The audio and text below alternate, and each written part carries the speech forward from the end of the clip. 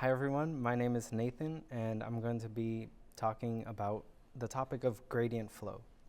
So what exactly is gradient flow? Well, this is an ordinary differential equation that's derived from gradient descent, and you can see the image on the slide here is a simplified version of the gradient flow equation. But what does this equation tell us? Well, it tells us more so how the parameters change over time. So you can see that it has something to do with the derivative of the loss function with respect to the parameters. But the reason that this is useful is because we're able to use this equation to analyze the evolution of a model.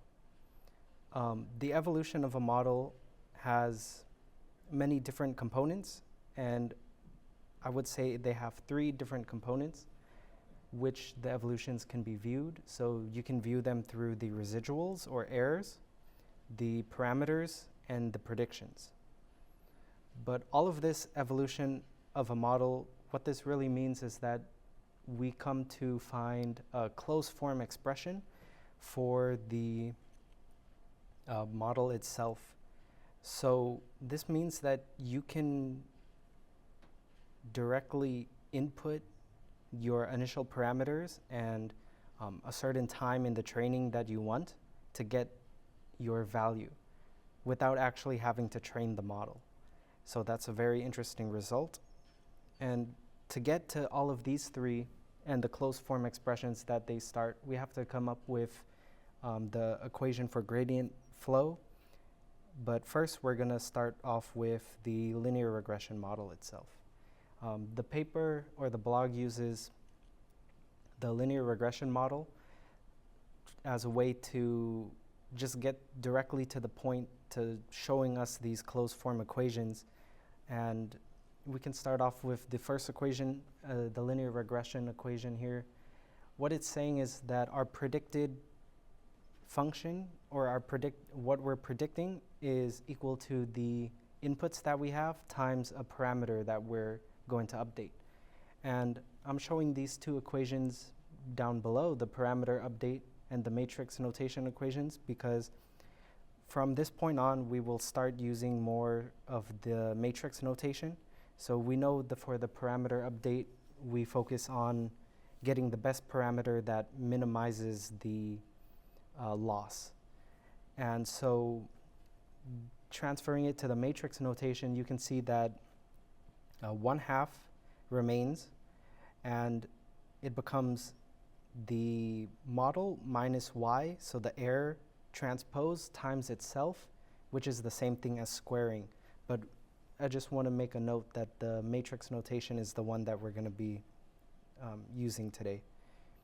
So now that we have this out of the way, we can get started on deriving gradient flow. And it starts using the gradient descent update rule. So we have the updated parameter is equal to the current minus a learning rate times by the gradient of the loss. And what they wanted to do was, if we can somehow minimize this learning rate, because we want to come up with a closed form expression, so it has to be continuous.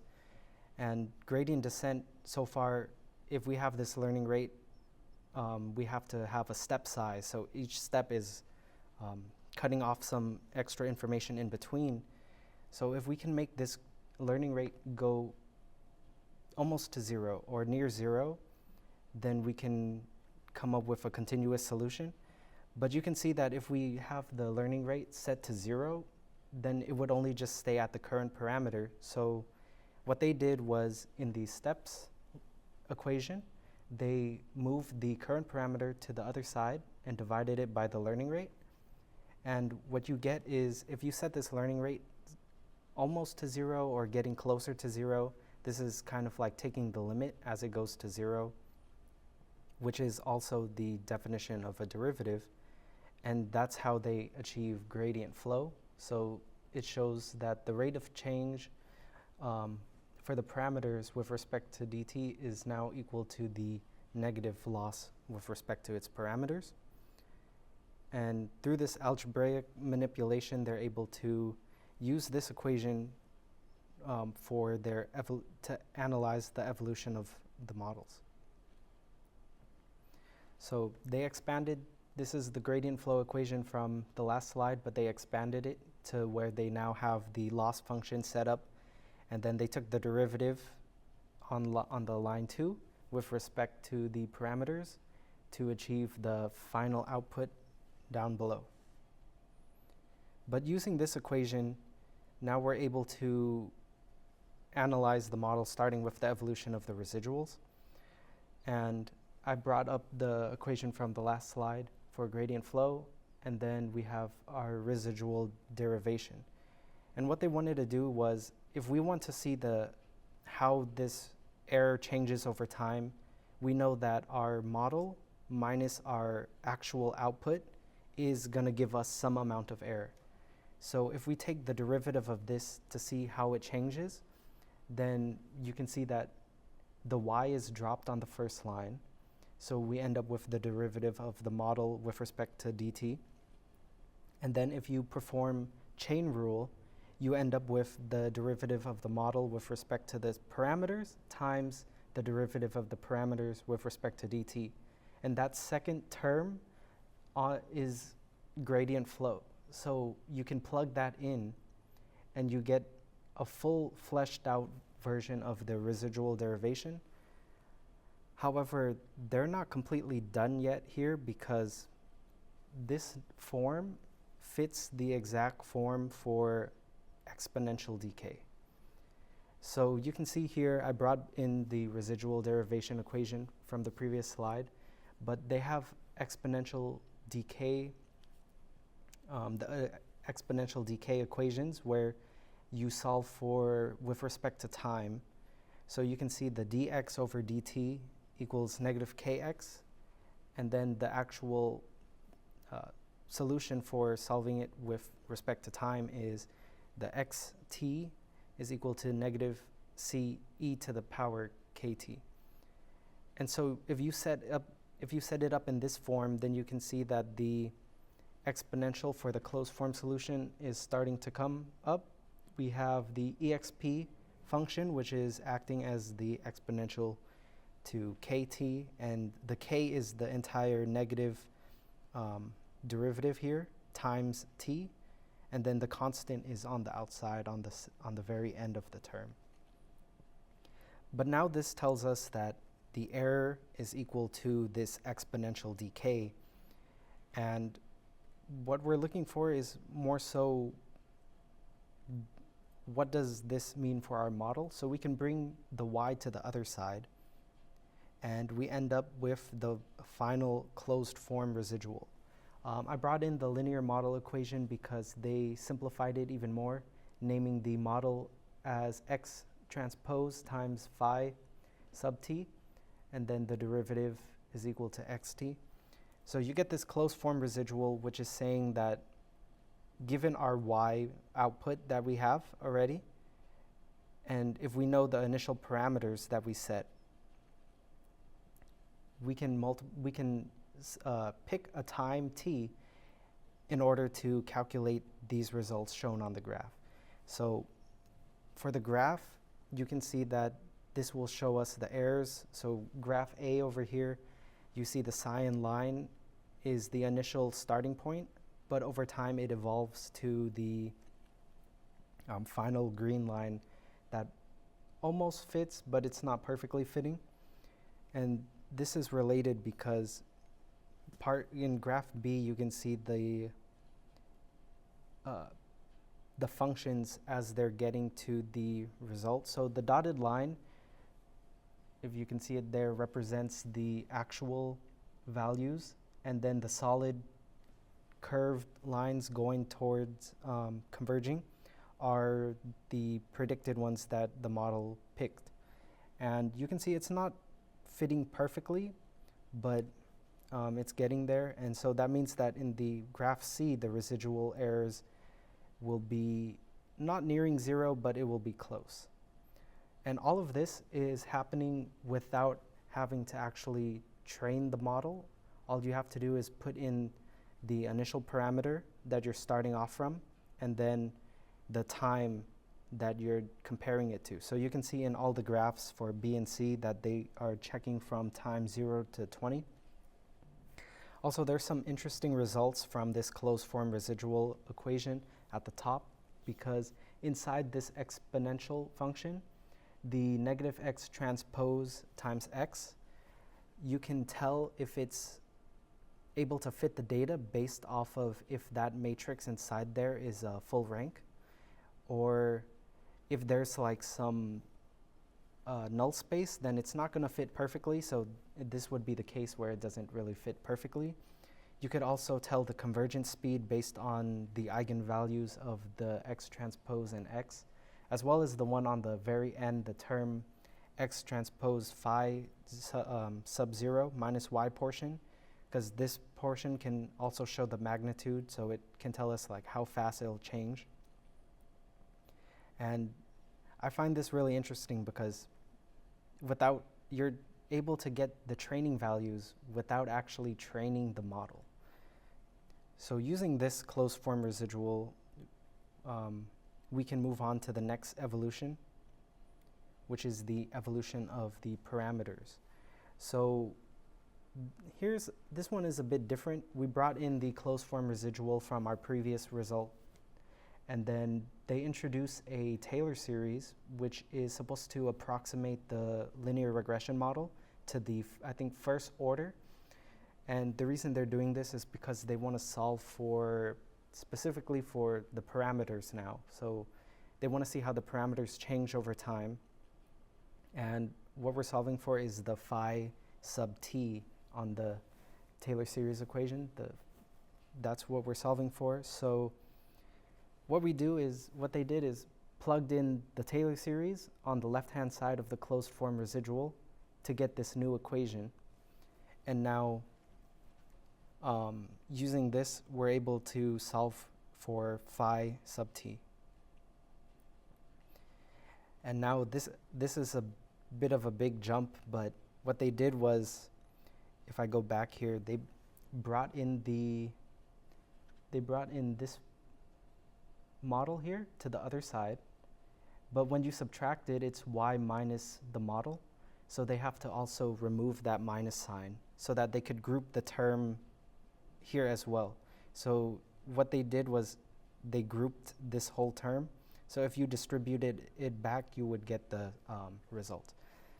But overall, after that, they bring in this derivative here to the other side. And when you do that, it's going to become an inverse.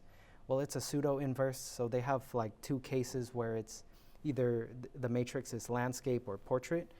But using this, they bring it to the other side, and then they bring the phi sub 0 to the other side, and you're able to get the closed form parameters for comparing the evolution of the parameters.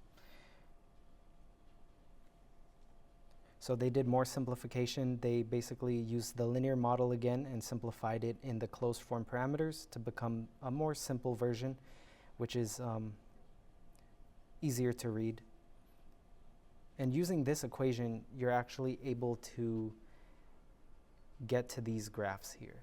So I would say the difference between this is kind of like a new perspective of how you would train a model, because in gradient descent, when you see these graphs, for graph A, you would usually see them as like dots or steps and then lines connecting them. But in this case, it's just fully continuous, meaning you could just predict where it's going to go. And if you see in graph B that the parameters over time, they converge eventually, and these results match to the parameter values on A, where it matches to the green point over here.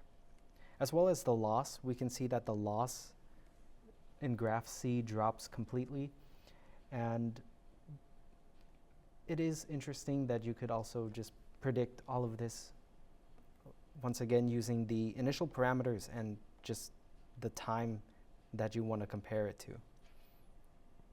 So this isn't the only thing we could do using this closed form parameter, because each of these evolutions are building upon each other. So we can look at it through evolution of predictions, but this is also just further proof to solidify that the results that they got are correct, because there is another proof to get a final closed form solution. So this equation at the top is the equation that you would get when you set the time to infinity, meaning like it fully converges.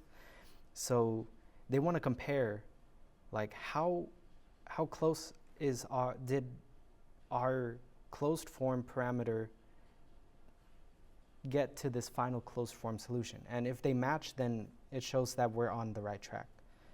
So what they did here actually was they expanded some of the terms. So it's going to be a bit dense here, but what they did was they distributed the x as well as the last term here inside here, and they expanded to get all of this. But I want to see mainly the final result here, that you can see that our final result kind of matches the final closed form solution that already exists. However, there's this extra term, and we want to know mainly if they match when it equals infinity. So the key here is that luckily, if our time is set to infinity, then we have the exponential of negative infinity, which goes to 0. And it just completely removes this entire term, and it matches exactly the final closed form. So that means that we're able to now predict everything in between, and then it also matches the final closed form solution.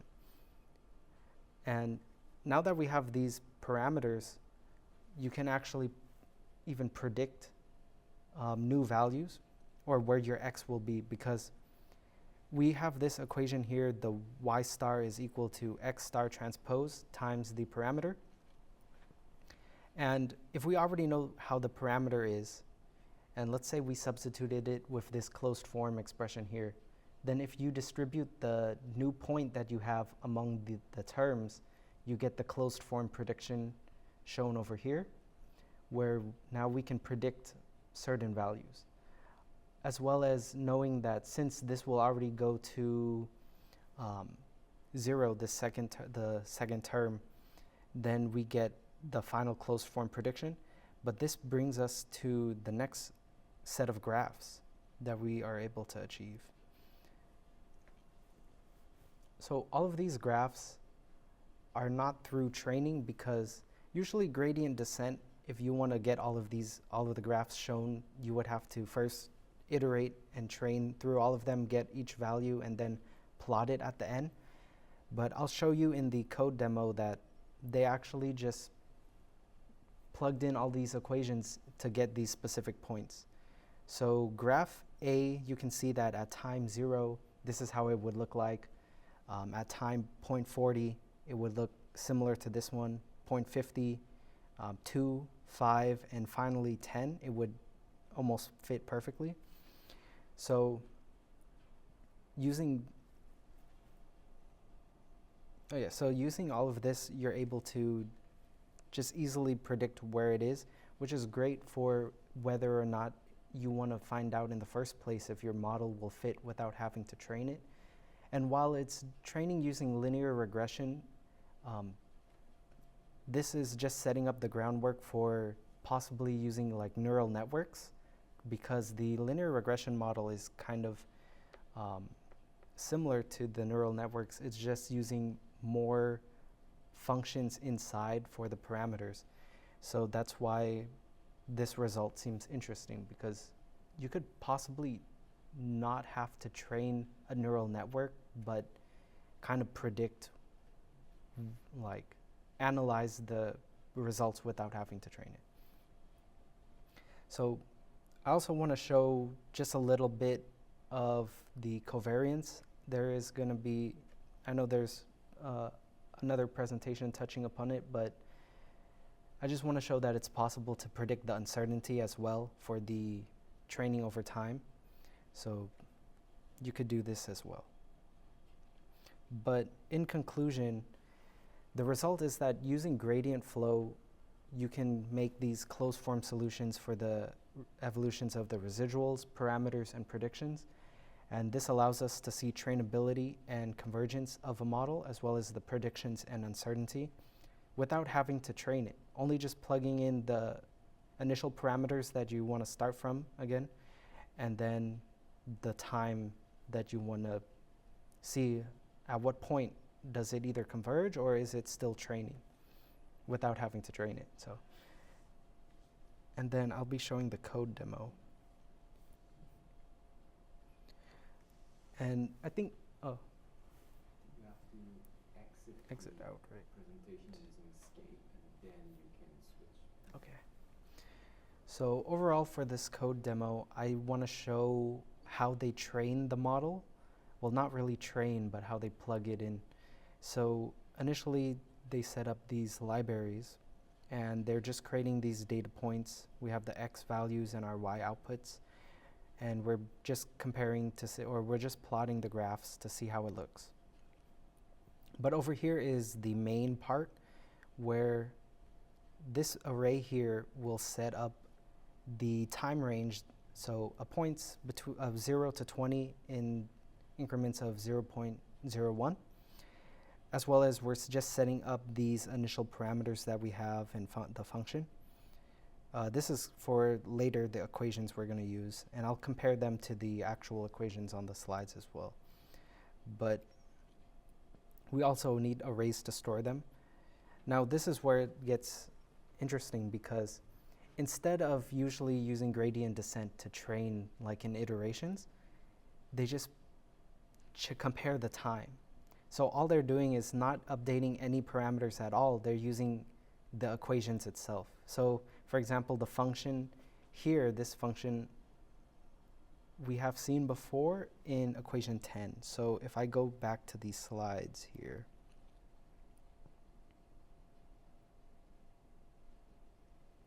it should be similar to this closed form residual right here. So you see the y plus the exponential of these things.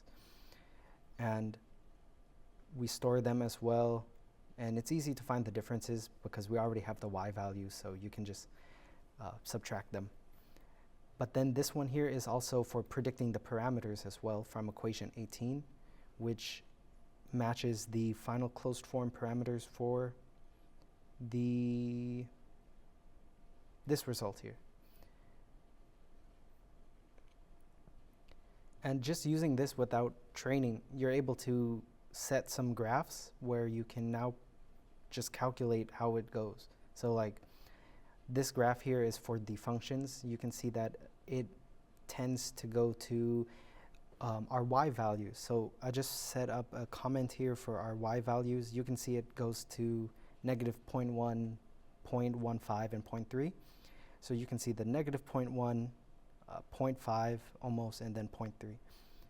And then if we look at the errors, you can see it doesn't go to 0 directly, so it's not going to fit perfectly, but it's close. And then the loss drop that we have, where it initially just drops deep and then it flattens and tends towards almost 0, as well as the parameters. So these are the parameters where they eventually converge into the final result. And as well as setting up, this part here is for setting up the loss function.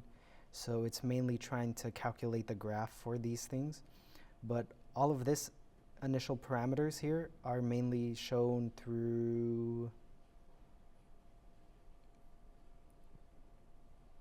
here. So we stored all of the parameters when we did our initial time step, and we're able to predict where it'll go, starting from the initial all the way to the final output.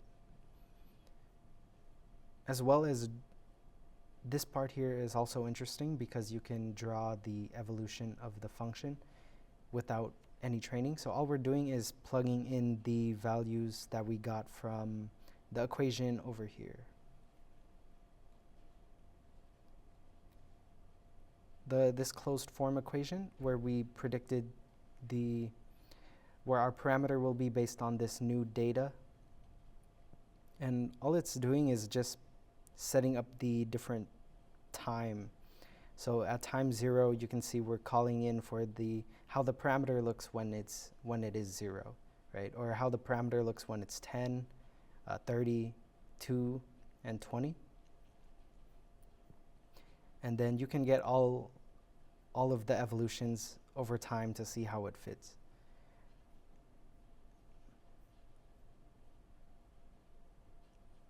And then this final portion is more towards getting the uncertainty of a model.